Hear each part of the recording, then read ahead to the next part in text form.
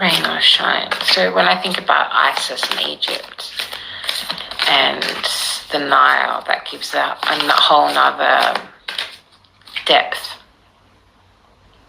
to rain or shine, considering that if there is a lot of rain in Egypt, it can make the Nile flood, which is something that happened at a very significant point in time in Egypt. And